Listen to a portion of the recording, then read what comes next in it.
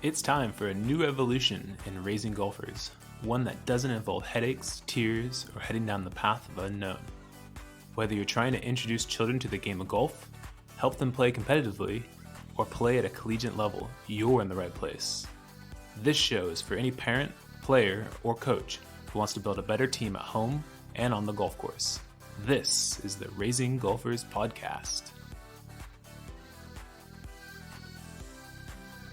Hey, what's up, everyone? This is your host of the Raising Golfers Podcast, Travis Hauser. I'm a PGA professional working here in Carlsbad, California, which is North County, San Diego, at Rancho Carlsbad Golf Club. Excited to get these junior golf programs going, and I think it's going to be an exciting summer for us all, and just generally speaking for the growth of the game.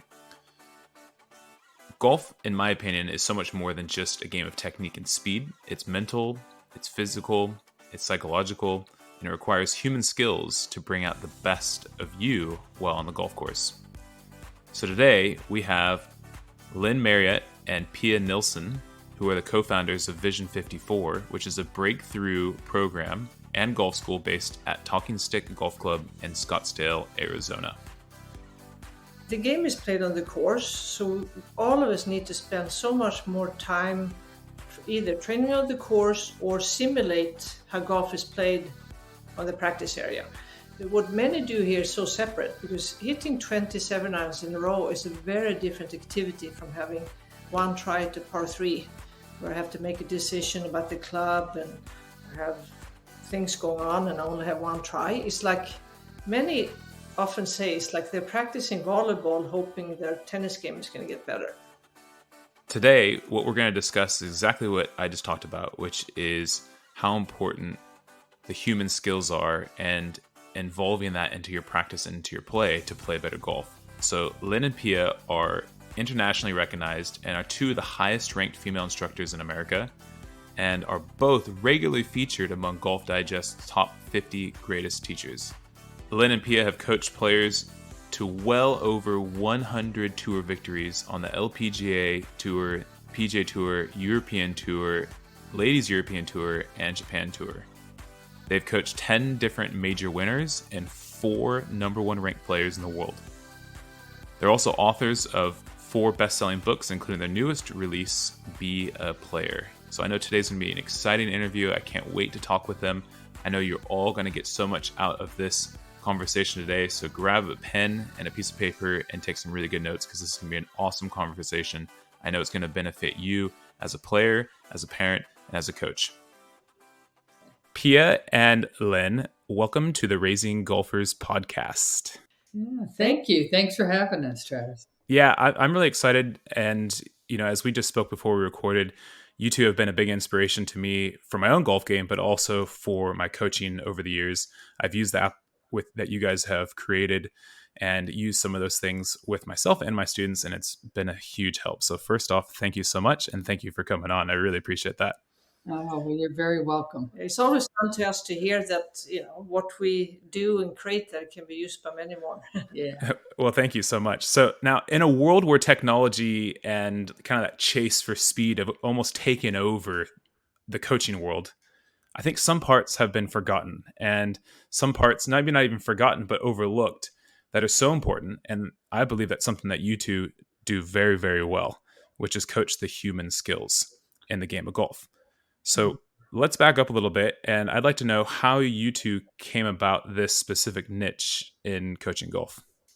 Yeah, I mean, Lynn and I came from a little, different background. I came so much first as a player and playing college golf, playing on an LPGA Tour. So my mindset was like, I have really, really great coaches, and I was doing okay, but I knew pieces were missing. So my curiosity starting like, what is it that is missing? And then I just happened to start doing coaching in Sweden, but I realized we need to look more what actually happens on the golf course, not just on the range. It was, for me, like something different happens. And then I kept observing players on the course and started writing notes what they did when they played well compared to when they didn't play well. And obviously through doing that came to so many more things that is not only technical, is other playing skills, other skills needed to play the game that became so apparent to me So I started getting curious and learning and studying more. And then anytime I went to the US and ran into Lynn, she was kind of interested in that too. Yeah. My background, I played junior golf, excuse me, in college golf, and then became a golf professional with the PGA of America. So I've been a golf professional 37 years, so a long time. And my initial training was all technical, of course. So I was a swing teacher, and all my training was looking at swings and helping people get better swings or technique. And so I was actually pretty good at it. And I often tell the story is that people got better technique and then they went out to play golf and they didn't necessarily play better. And some played worse, even though they had better swings or they had better chipping strokes or putting strokes or whatever we'd worked on. And as a young professional, I didn't think it was my fault. I say that tongue in cheek, but really, I didn't, because I didn't know what happened when they went out on the course. I did my thing on the range, and they got better, and then they went and played, and I had no idea what actually happened out there. Yeah.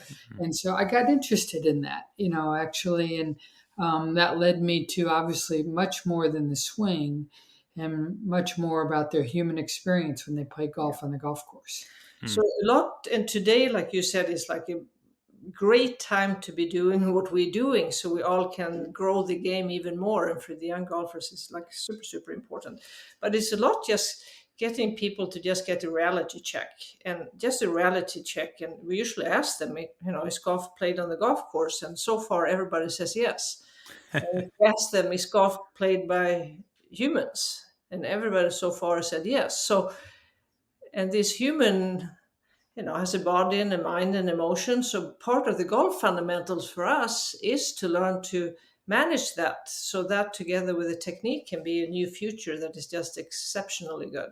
Yeah. No, I would totally agree. And I'm sure you would agree as well.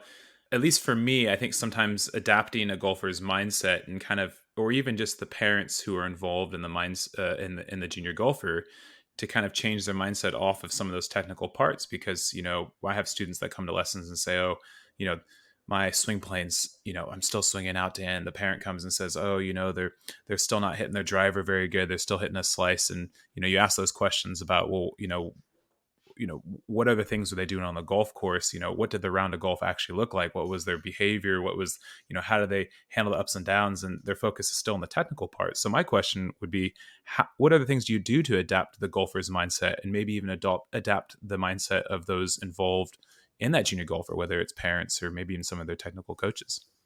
Yeah, like Pia said, we start every golf school with the 3 questions we just said, but we also talk about what we call the reality of golf, and that golf is a physical thing. So there's a body. And with the juniors, you're going to see swing changes when their bodies are changing. So, we just try to help educate the parents that not to panic, and that swing changes are normal, and that sort of thing. So we see golf as physical. It's also obviously technical. So there's times to work on technical things and making sure that their golf clubs are fit. And then golf is mental. Every junior golfer we've ever met still has a brain. Yeah. and golf is emotional. And so you see those emotions when the kids are playing. So, then we have to teach them or support them with some skills on how to deal with their emotional management when they're on the course. And of course, golf is social, meaning they have to play with other kids. So learning how to do that. And then what we think is really, really important is that golf is also spiritual, or at least in the mindset of understanding motivation. So why does this, child want to play golf? And what is super motivating for them? So we look a lot at more what is their intrinsic motivation for playing golf, not just their extrinsic rewards for playing golf. So what really important when we see that, and everybody says, yeah, it is true. But what gets tricky is that all the body and the mind and the emotion and social, all of them, if they're not working, they show up in the technique. So, for example, if I suddenly my shoulders get all tight, there's a tension in the shoulder, it might make me not make a full turn. So, it manifests in the technique. Or mentally, if I'm over the putt and I'm not decided, I don't know if it's right edge or just outside right edge. So I hit the putt being indecisive and I miss it and maybe decelerate. So it shows up in something technical. So we often say, and obviously through golf schools, everybody gets to experience this. So we just say, like, we need to be a little nicer to the technique, because the technique gets blamed for everything, even though it's not its fault. It's just manifest there. So the future super golfers, we always say they're going to have a little broader, smarter view, knowing that things end up in the technique, but we need to know, is it technically like a ball position or posture, or is it just this other thing that shows up in the technique?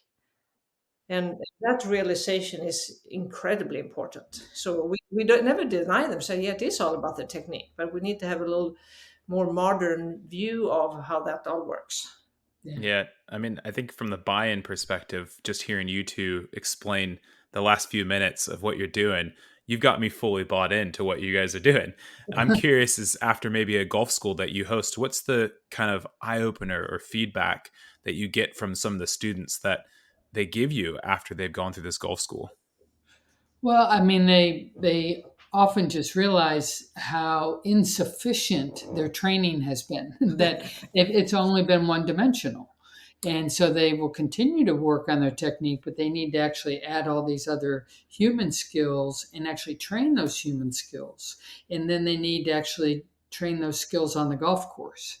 So it becomes, Yeah, and what they notice is, like, I don't know how it's happening, but I'm hitting it better. But I haven't like worked my swing, but I'm hitting it better, or putting it better, or chipping it better. So they get the actual, like, wow, it's because obviously the whole thing is supposed to end. For us, our main intentions are always to help golfers play better on the course and enjoy it more. So everything is still, we want to land in those two things. So, but they are the ones that need to feel like it's actually happening. Right. No, I think that's cool. And actually, I used, like I said, I've had the application you guys have for years. And I used a couple of things in a short game clinic just the other day. And one of them was just like what you talked about, Pia, was the tension, the tightness. And I just talked about grip pressure, and that was it. And I had them try the 4 different grip pressures in the clinic. And afterwards, like at first, they're kind of giving me this interesting look. And then afterwards, they're like, that's something I've never thought about. And all of a sudden, like, I'm starting to hit my chips much better. I find that I'm more of the closer to the 3 range. If 1 is extremely tight and 4 is extremely loose, like I feel like I'm more of a 3, but I think before I was in between a 1 to 2. And just, all of a sudden you see their eyes and they're like, maybe I have been training only one dimensionally, like you said, Lynn, and I need to start thinking about some of these other human skills that kind of brings the athlete out in me.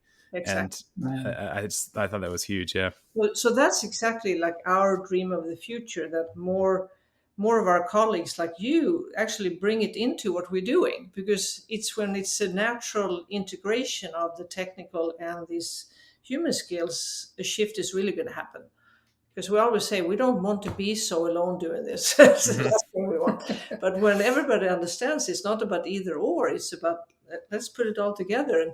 And also, most golfers don't have time to practice that much anyway. So making some swing changes is a good idea, but it's just not going to happen.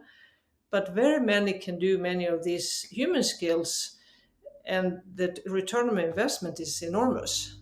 Yeah. I would totally agree. Yeah, and obviously for the kids growing up, I mean, that is going to be the super golfers of the future, that early on learn both, fitness and technical skills and the human skills that actually are fundamental to the game of golf.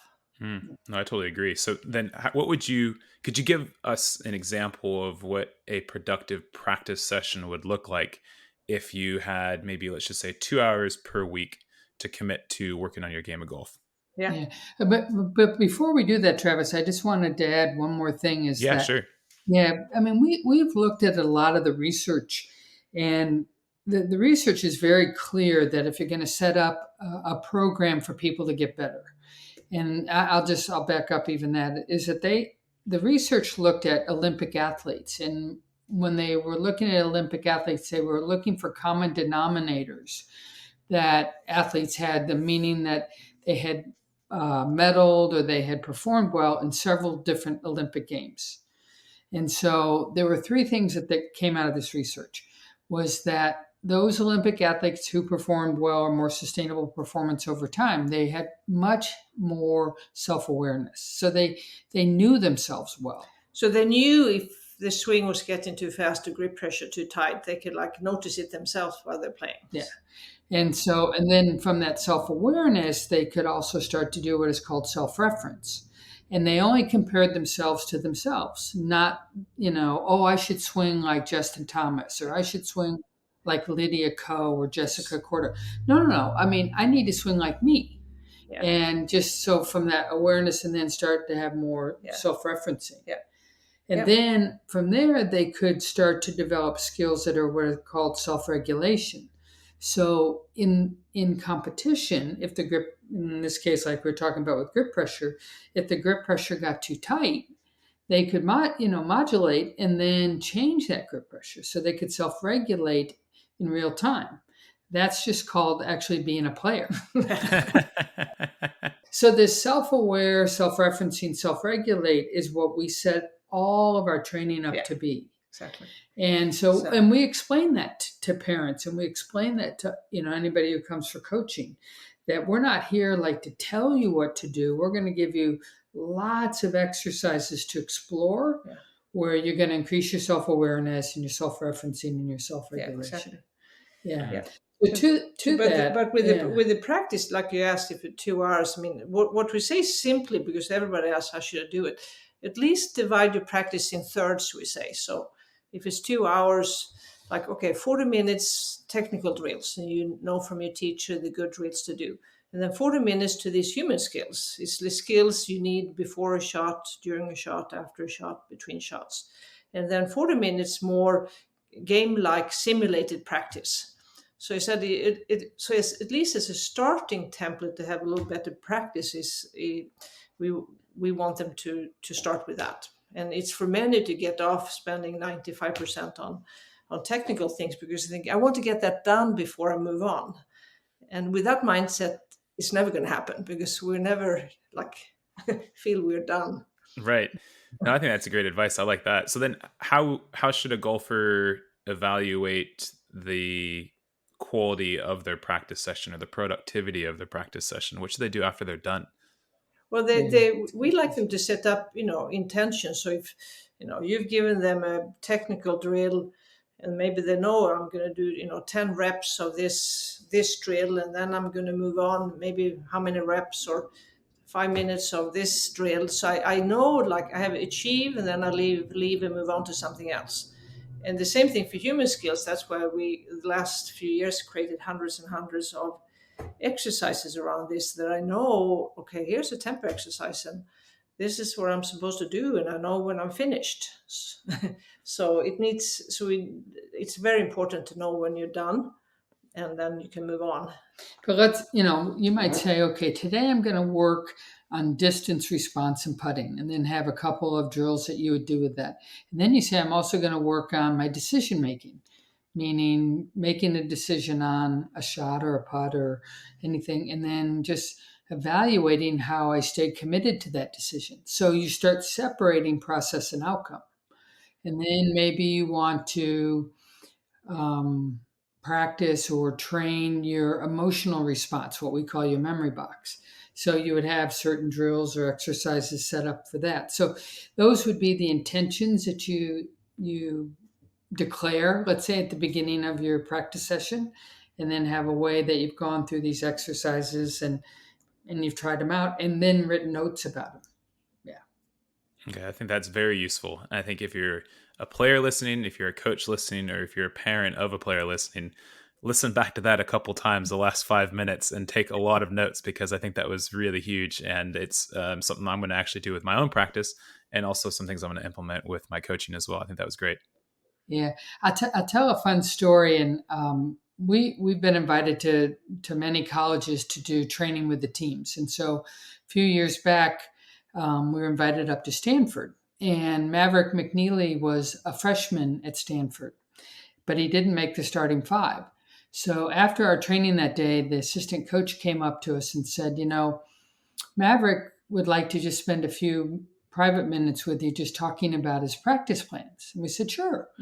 It was cool because he said, not till now have I ever heard that there are other things than technique to practice. So he just got very, very curious and, read some of our books and said, like, I need to add all these things. Yeah. So he said, can I send you some of my practice plans and you guys can, kind of show me what I'm missing and tell me what, you would plug in there. So we did, and we did that. And anyway, it was pretty interesting because that summer he qualified for the U.S. Open, and then his sophomore year he went back to Stanford. He won 7 times, and he almost broke all of Tiger's records at Stanford. But my point is if you don't know what to practice and you don't have it be a whole plan, it's really hard to get better. And another thing he did, and we wish all juniors, everybody, keep doing as early as possible, and it is to keep writing notes about what you do when you play well. So if I play 3 holes well, or I don't know, 2 holes or more holes, it doesn't matter. But afterwards, keep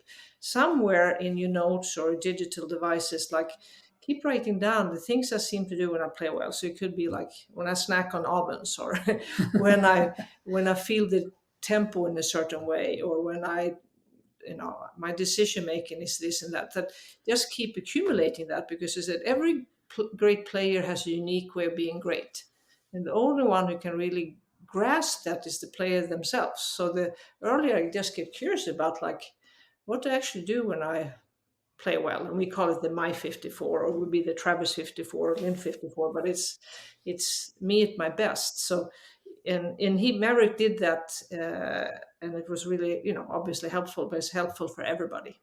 I agree. Yeah, I actually had a mental coach on the podcast last week, and he said he does something called a 3-in-1, basically after every practice session or every round, to take notes. And you should first write down 3 things you did well, and then maybe write down 1 thing you want to work on. And so I've kind of implemented something very similar to what you said. And I did it last week with a student of mine, and he's a psychologist. And he said, you know what? I'm a psychologist. He's like, but I'm probably the worst psychologist for my own golf game.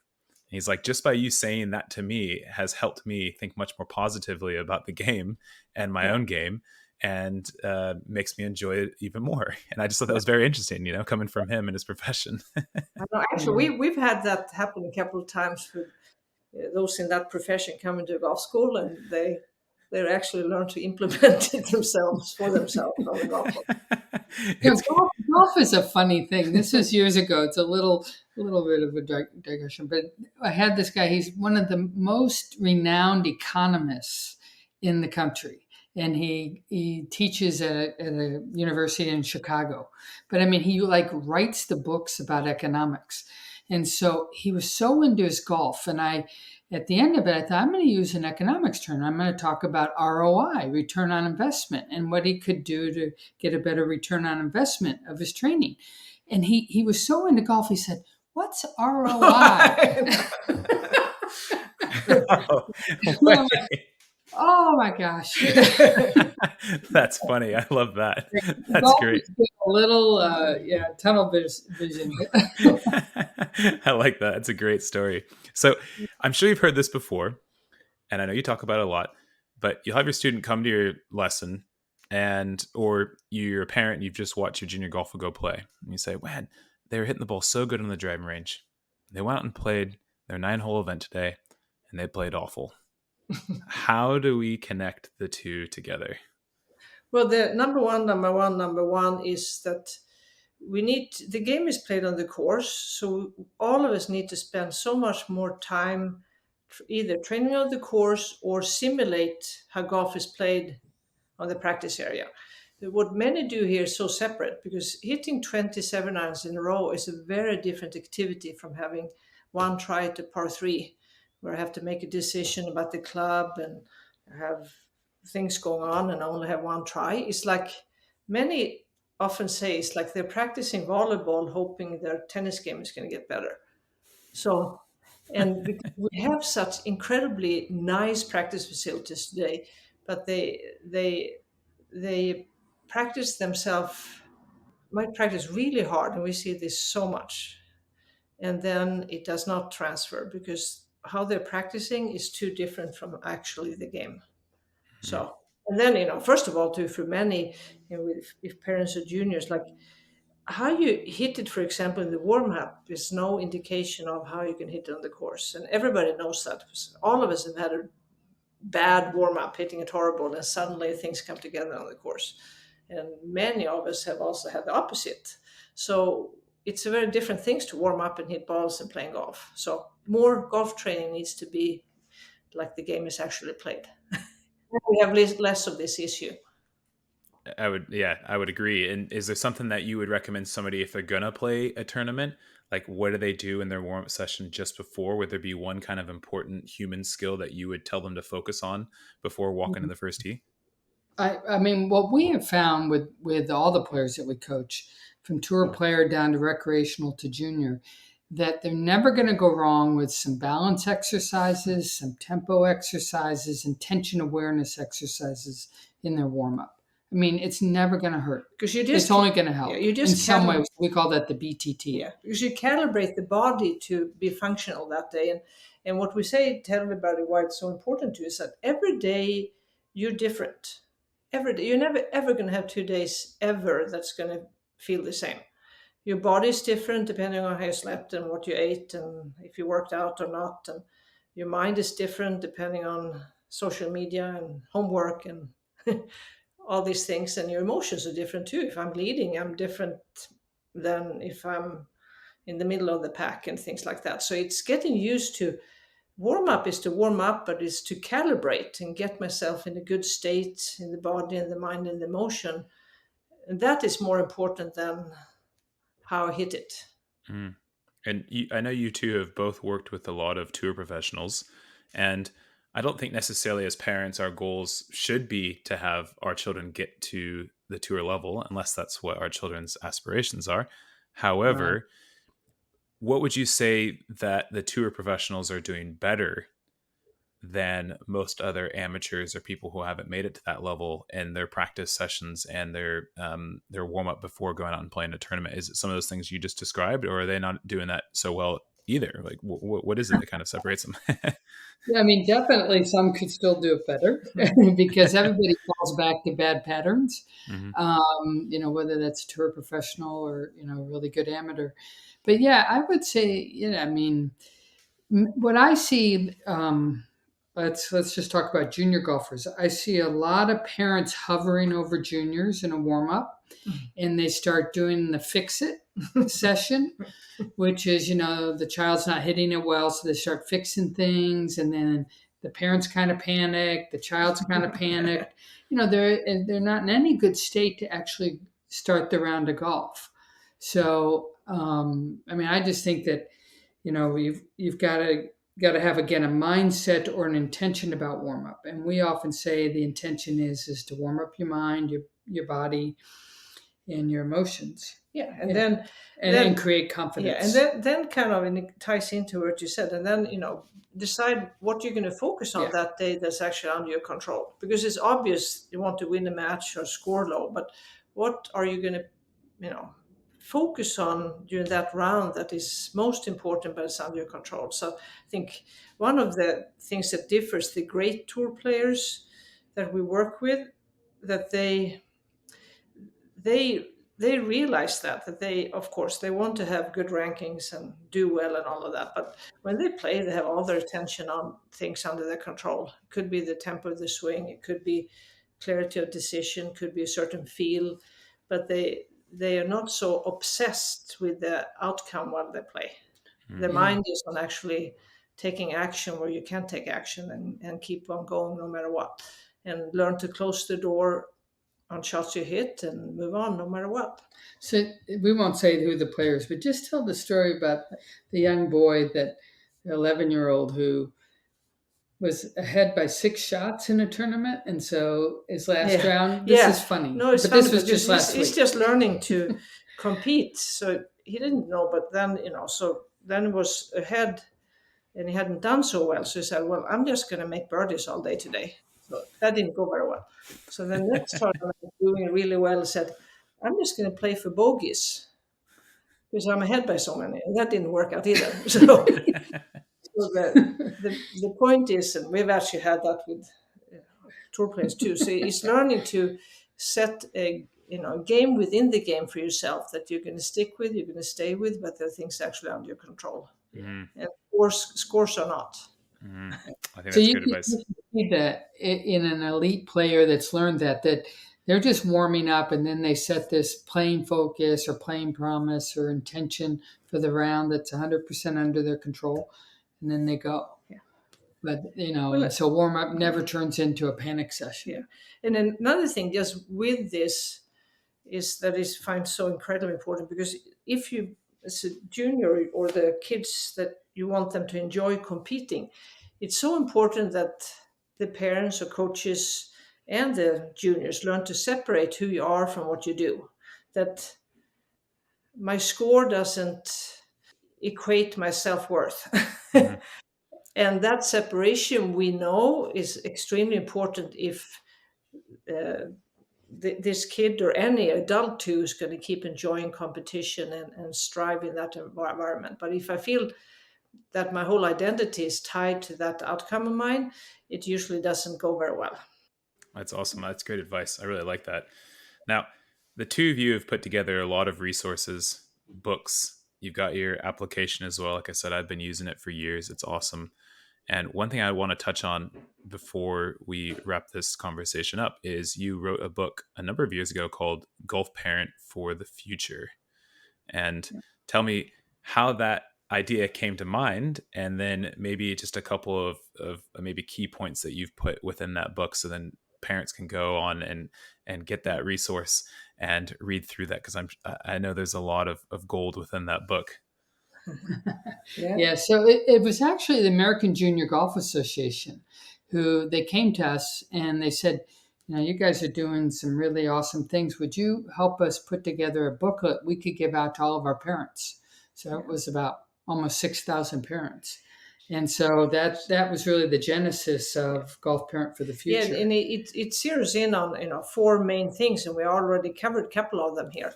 It is learning to focus on things under your control, to separate who you are from what you do. So it's four insights that, and then exercise and practice how to make that happen. But it's really fun, because it's our only self-published book, but it's not even a book; it's a little booklet.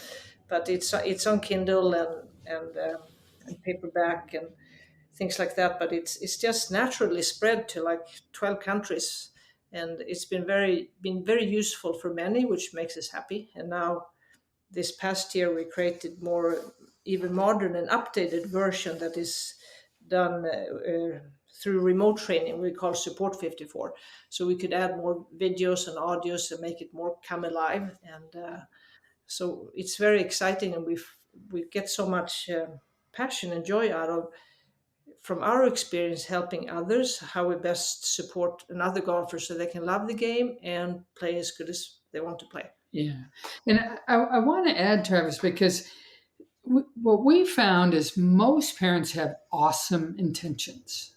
So, I mean, it's really rare that we find a parent that's, so far off that we're like, wait a minute, what do they really want for their child? So most agree. They have great intentions, but then they just behave weird. And so they just say the wrong things, or they say... Well, they don't think about the body language. All we're trying to do is just create a dialogue about awareness, about how that parent could maybe behave a little bit differently or communicate differently, so that it can be more productive. Yeah. And the child can continue to like golf and hopefully love golf. Yeah. Because all we want to be is just team members, and never questions intention what they're doing, but just from our experience of peak performance and our experience of coaching golfers from just about all continents of the world, and just some common denominators that they should reflect on that seems to have been working much better. That's all we want. Yeah. And we know as coaches, we always want feedback and ideas to get better at what we're doing. The golfers want feedback and learn new things. So if it's parents and anyone else supporting, they're all in the same boat too. So it's just having more of that growth mindset. Yeah. No, I would totally agree. Yeah. And it's something that it's been touched on in this podcast a few times for different guests. And one of them's from a friend of mine. His name's Neil Plimmer. He's in the UK. And he says that, what we have to do as adults is we have to constantly reflect on what our true values are and what our values are for our children. And he said, because, our values and intentions are always going to be very good. We have to constantly remind ourselves that is what our values are for our children. Because sometimes, like you said, our body language might show different than what our actual values are. We might act a little bit silly, and those aren't in line with actually what our true values are. So I think what you said there is really important and huge. And I'm glad you guys put that resource together for parents. Yeah. So Great. if parents, listeners, coaches, players, if they want to find any of your resources, where's the best place for them to go to find out more about what you're doing and how to get some of this gold to change their lives in the game of golf? Well, the easiest is to go to our website, is vision54.com. And from there, you can find all the resources and information and training and all of that. Yeah. So there's things in there for in-person coaching, and then some remote coaching, and then some self-coaching options. Would be app and books and all of that stuff. Yeah. Okay, cool. Yeah. And I'll add those into the show notes as well. Now, before you go, I got one last question for both of you. Sure. What would be your final words of inspiration for raising golfers? Oh, it's fun. Yesterday we actually played golf ourselves, and we came up with this kind of interesting mindset about the round. And it was simply this. So I would share this. Do your best on every shot and enjoy whatever happens. I love that. Yeah. But, I would do along with that. It's to get a hold of what is it actually I love about the game that goes beyond my scoring. And that's what we call the spirit of the game. Is it because I'm with my friend, or is it because I'm in nature, or is it because I like to compete, or is it because I like to challenge myself? Because we found that spirit of the game, if that's not being met, no matter what I do and train, is not going to work. And all of us might have a little different reason why we really love the game and love competing, and that needs to be revisited and many who, for juniors, they need to find it, because early on they might do it because my parents play, or they want me to play, or there's a possibility of getting a scholarship, or whatever it's going to be. But if this is going to work, the juniors need to themselves fall in love with the game. Of course, outcomes, but more than that. And for all of us who played longer, it's so important. And us coaching a lot of tour players, it happens to everybody. They're on tour a couple of years, and then they get, tired of travel and hotels and always being identified by rankings. And they really need to get a hold of this. And if they don't, it usually manifests in not very good play. That's perfect. I love that. So I've had you on the line here for just shy of 40 minutes. I think I could have you on for another decade with a list of questions. But thank you so much for taking the time and coming and join us here on the podcast. And again, I think you've been a huge inspiration for golfers around the world. And I think you've also helped people just in their own life skills beyond the game of golf. And I think that's something huge for everybody that's listening.